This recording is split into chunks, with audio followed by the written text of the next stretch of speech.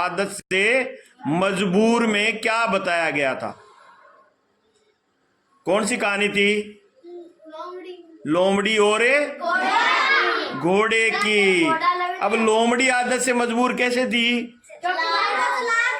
वो चालाक थी और अपनी चालाकी सब जगह करना चाहती थी। वो नहीं देखती थी घोड़े को शिकार करना चाहती थी, पर घोड़े ने उसको लात मारी। मतलब वो आदत से मजबूर थी कि उसने नहीं देखा घोड़ा कितना बड़ा है, और वो इतनी सी क्या बित्ती सी बिल्ली से थोड़ी सी बड़ी। लोमड़ी कितनी होती है? बिल्ली से थोड़ी सी बड़ी होती है, और कुत्ते से या वो जो सियार होता है ना, गिदड़ बोलते हैं, उससे छोटी होती है। कुत्ता सियार से थोड़ा बड़ा होता है और सियार कुत्ते से थोड़ा छोटा होता है, और सियार से छोटी लोमड़ी होती है, पर बिल्ली से थोड़ी बड़ी होती है। तो वो लोमड़ी घोड़े को खा सकती है क्या? नहीं खा सकती, पर वो आदत से मजबूर थी। किससे मजबूर थी? आदत से मजबूर थी। अब आदत से मजबूर थी तो उसने चालाकी की कि कैसे न कैसे करके मैं इस घोड़े को पटाकर और गिरा कर खा जाऊं। है? घोड़ा भी तेज था और तो घोड़ा तेज था। उसने देख लिया कि लोमड़ी आ रही है, कोई ना कोई चालाकी करेगी मेरे साथ में। क्या करेगी? चालाकी करेगी, मतलब मेरे को ये कोई ना कोई नुकसान पहुंचाने की चेष्टा करेगी, योजना बनाएगी। तो घोड़ा उससे ही पहले क्या नाटक कर लेता है? लंगड़े का नाटक कर लेता है, लंगड़ा कर चलने लग जाता है। तो लोमड़ी चालाक थी, उसको बहाना मिल गया। क्या मिला? बहाना मिल गया। क्या बहाना मिला? कि मैं डॉक्टर से एक इलाज ढूंढ के आया, मतलब इलाज सीखा है मैंने डॉक्टर से, और ये जो आप लंगड़ा के चल रहे हो ना, आपके जो काटा गड्ढा है उसका इलाज मैं कर सकती हूँ, मैं जानती हूँ। अब वो तो ये देख रही थी कि मेरी चालाकी आ गई कि ये लंगड़ा के तो चल रहा है, इसका इलाज करूंगी तो इसको पटक लूंगी। पर वो जैसे ही घोड़े के पास में गई तो उसके तो हाथ तो नहीं होते पकड़ने का, उसके क्या होता है? मुंह होता है। तो वो जैसे ही उसके पंजे में मुंह लगाने लगी, और घोड़े ने क्या किया? लात मारी। लात मारने से क्या हुआ? दूर जा गिरी, और दूर जा गिरने के कारण क्या हुआ? उसका श्वास जहां था वहीं रुक गया, और पैर के लगी। तो घोड़ा तो लंगड़ा नहीं था, पर लोमड़ी क्या हो गई? लंगड़ी हो गई, लंगड़ा के चलने लग गई, है ना? तो इस कहानी में यही बताया गया था। क्या बताया गया था? कि आदत से मजबूर मत बनो, अपनी आदत में थोड़ा थोड़ा सुधार करो। मतलब जो ज्यादा चालाक बनने की चेष्टा करता है उसको नुकसान होता है, और जो थोड़ा चालाक होता है, मतलब अपने आप को बचाव करने की चेष्टा में होता है ना, तो चालाकी करो। बचाव करने की चेष्टा में, नुकसान पहुंचाने की चेष्टा में अगर कोई चालाकी करेगा तो नुकसान होगा। तो उस कहानी से हमें यही शिक्षा मिली थी कि आप लोग आदत से मजबूर न बने। आपके विद्यालय की एक ड्रेस कोड है। ड्रेस कोड है। ड्रेस कोड का मतलब है कि आप विद्यालय में आते हैं तो ड्रेस पहन कर आते हैं, और ड्रेस पहन के आएंगे तो आपको एक आईडी कार्ड भी दिया हुआ है, टाई भी दी हुई है, बेल्ट भी दिया हुआ है, और वो सारा कुछ पहन कर आएंगे। और वो पहन के आओगे तो आपकी पहचान होगी। कहीं से भी आओगे ना, जाओगे ना, तो बच्चे व्यवस्थित हैं, सुव्यवस्थित हैं। सुव्यवस्थित का मतलब है आपको बहुत टाइम मिलता है। 1 बजे छुट्टी होती है, घर जाते ही धो के सुखाओ ना, तो सुबह तक ड्रेस आपकी साफ हो जाती है, और धोने में कोई दिक्कत नहीं होती।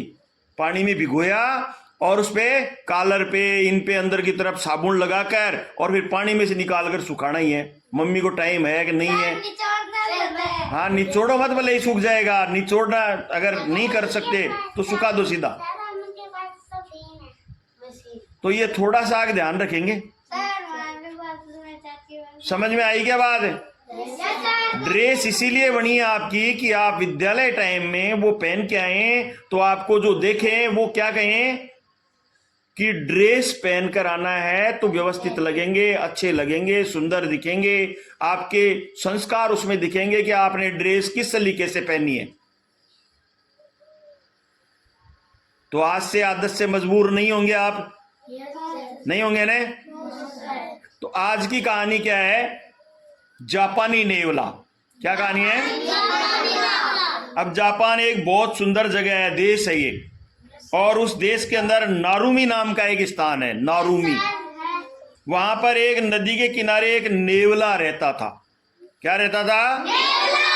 वह नेवला नदी के पार जाकर जंगल के जानवरों को परेशान करता था। नेवला भी आदत से मजबूर था, वो जंगल के जानवरों को परेशान करता था और वह सबको सताता भी रहता था। यदि किसी को चोट लग जाए तो प्यार से उसे मरहम लगाने को भी देता था। मरहम मतलब दवाई। लेकिन वह मरहम क्या था? नींबू का रस। अब अपनी चोट पे कहीं भी नींबू थोड़ा सा लग जाए तो क्या होता है? बढ़त लगती है, मतलब जलन लगती है। तो वो परेशान करना ही हो गया फिर।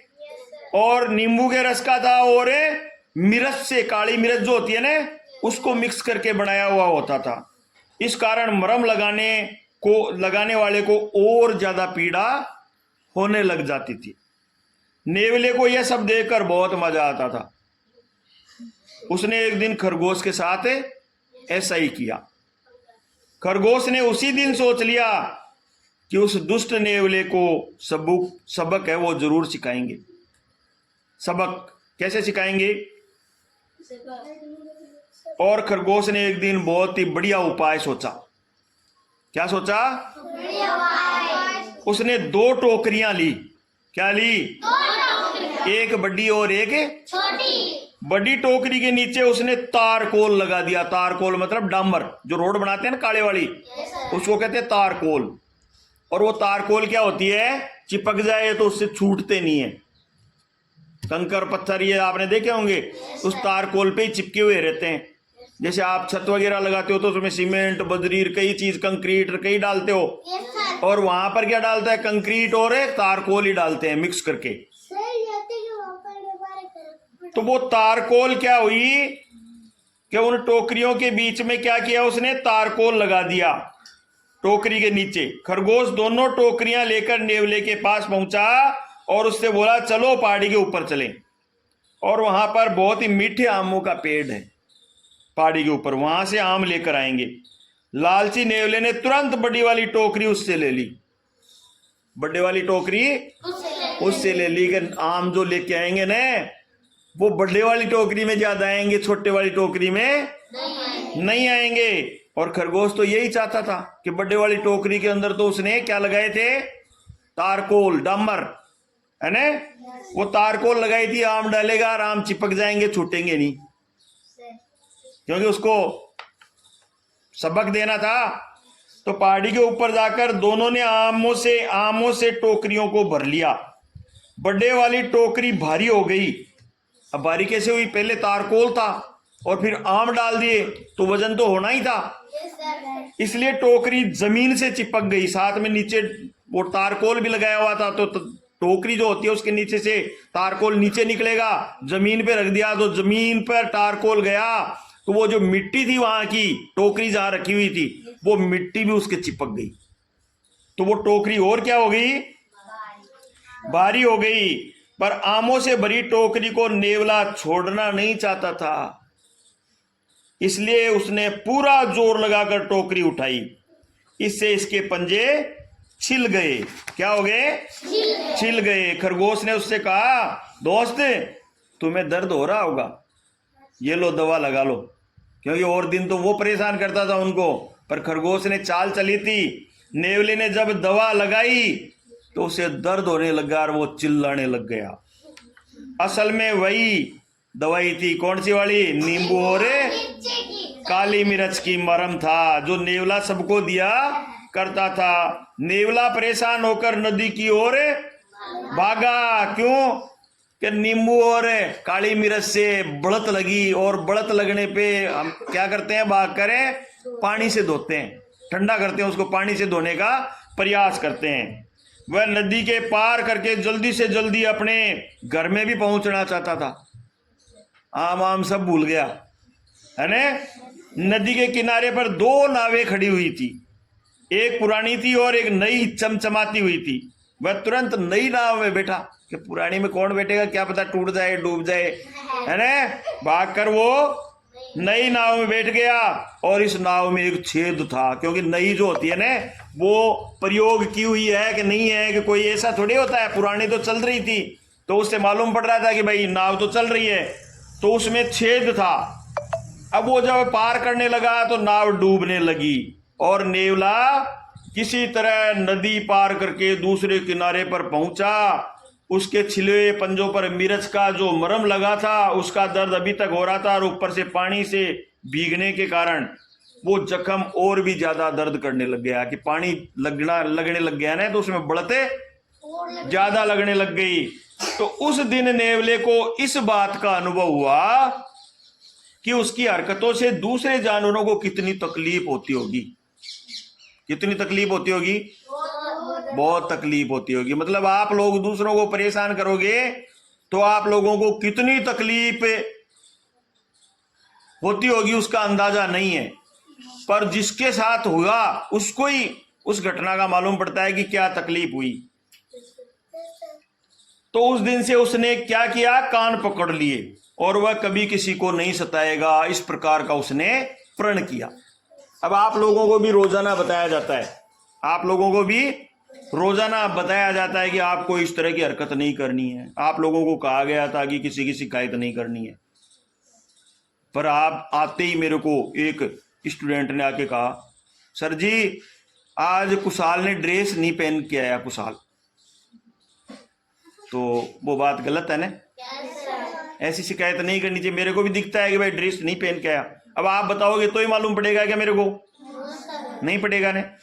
और फिर कुशाल ही कहता है आज वो देखो ड्रेस नहीं पहन के आए। अब कुशाल खुद ड्रेस नहीं पहन के आया और वो क्या कर रहा है, दूसरे की शिकायत लगा रहा है, तो ये गलत बात है ना।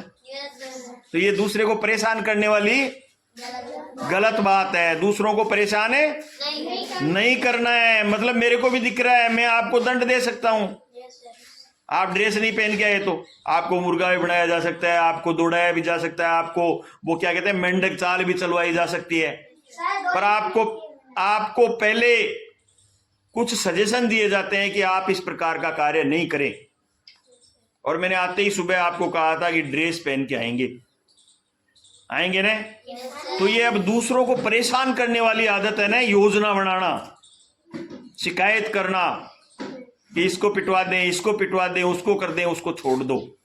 आदत से मजबूर मत बनो। आदत को सुधार करोगे ना तो आगे जीवन में जाकर क्या होंगे, सुख पाओगे, सफल होगे।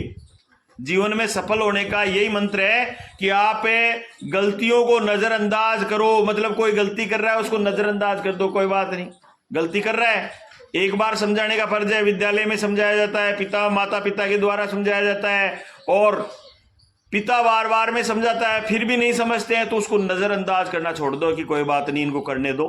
आगे जैसे पिता की उम्र में आएंगे तब उनको मालूम पड़ेगा कि भाई इन्होंने क्या किया था, मैंने क्या किया था, गुरुजन ने मना किया था, मम्मी ने मना किया था, पापा जी ने मना किया था, और उसके बाद में मैंने ये काम किया तो आज मैं दुख पा रहा हूं। और आपके माँ बाप दादा दादी ये कहते होंगे कि हमें स्कूल में भेजा जाता था और हम रास्ते में कहीं ना कहीं दौड़ जाते थे, हम दुख पा रहे हैं आज, हम पढ़े नहीं, ये कहते हैं ना। तो वो गलतियां बाद में मालूम पड़ती है, अभी नहीं पड़ती। अभी तो आपका समय है पढ़ने का। आपका कौन सा समय है? पढ़ने का समय है। और उस पढ़ने के समय का आपको उपयोग करना है। अगर इस समय का उपयोग नहीं किया ना तो बाद में जाके आपको कुछ नहीं मिलेगा। सर मेरा दादाजी है ना पहले फौज में लगे थे, फिर वापस हटे, फिर हट गए। ये उदाहरण बताते हैं, वो बताते हैं, है ना, बताते हैं ना कि फौज से हटते नहीं तो बढ़िया रहता, आज पेंशन आती, बूढ़िया देगा ना पेंशन लेता। नहीं सर उनके है ना पापा ने हटवा दिया, वहाँ पे ना एक राजा थे जब उन्होंने लगवाया था। अच्छा अच्छा, वहाँ राजा भी होते हैं क्या? सर अब तो नहीं, अब तो उनके मकान एक दो ही पड़े हैं, छोटे छोटे एक दो ही हैं, उनको भी अभी फोड़ दिया। तो ये बातें पुरानी हैं, और पुरानी बातें हमें पूर्वजों से, मतलब अपने से बड़ों से मालूम पड़ती है। हैं? ये फौज में जाएगा, फौजी है ये, कौन है? कुशाल है, और पढ़ता नहीं है। इसको याद नहीं होता कुछ भी। होता है क्या? और याद करने की चेष्टा करता है पर ये भूल जाता है। हाँ, भूल जाता है। अभी प्रार्थना बोलने की चेष्टा की थी इसने, भूल गया। रोजाना बोलते हैं प्रार्थना। और कितनी कड़ियां हैं? दो, मतलब 4-4 लाइनों की 2 कड़ियां हैं, बाकी तो ऊपर वाली 1 कड़ी है वो बार बार में बोली जाती है। तो वो प्रार्थना इनको याद नहीं है। रोजाना बोलते हैं तो इनका ध्यान कहाँ है? एक बात को अपन 10 बार बोलेंगे तो वो बात कभी न कभी तो याद होगी। अब रोजाना बोल रहे हो आप तो, है ना? जैसे आपने देखा होगा एक कुआं होता है, कुएं पे पानी निकालते हैं रस्सी से, तो जहां रस्सी टकराती है उस पक्के पत्थर में, वहां पर भी क्या होता है? निशान पड़ जाते हैं। क्या होता है? वो पट्टी भी है उस रस्सी की निशान से घस जाती है। तो थोड़ा थोड़ा निशान तो हमारे भी पड़ना चाहिए। कितने दिन हो गए प्रार्थना बोलते हुए, हर बच्चे को याद होनी चाहिए। और वही प्रार्थना बोल रहे हैं, अपने प्रार्थना बदल ही नहीं रहे। नहीं बदल रहे ने?